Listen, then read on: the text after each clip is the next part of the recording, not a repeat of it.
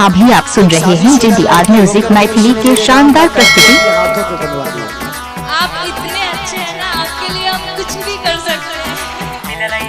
कुछ भी कर सकते हैं। बम काली रिकॉर्डिंग स्टूडियो मानसी। सादीपुर चौक, समस्तीपुर वारिस नगर।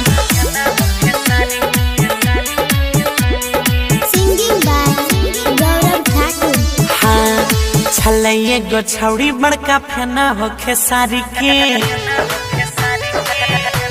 हो भैया, छलैये गो छौड़ी बड़का फेना होखे सारी के।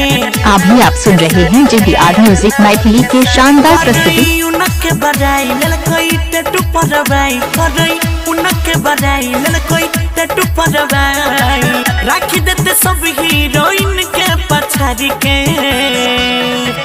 मिलल एगो छौड़ी बड़का फेना होखे सारी के।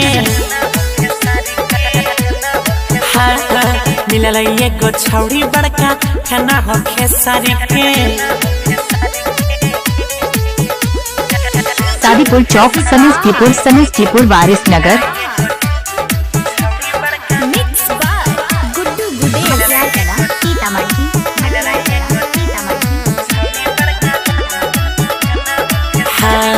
मिल रहले ओकरा सब जाना ताके प्यार, बन गेले छौड़ी रात सटार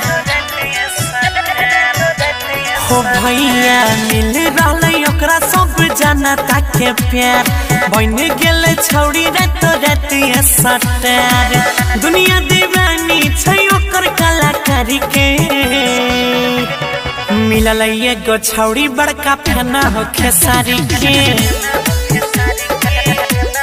हाँ, मिलल एगो लड़की बड़का फेना होखे सारी के। अभी आप सुन रहे हैं JDR म्यूजिक मैथिली के शानदार प्रस्तुति।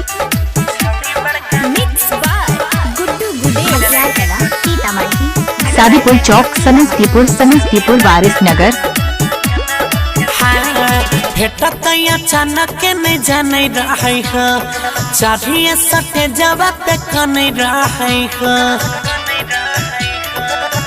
सुनै छो भेटत अचानक नहीं जाने रहे हो, चारिये सटे जवाब पे कने रहे हो।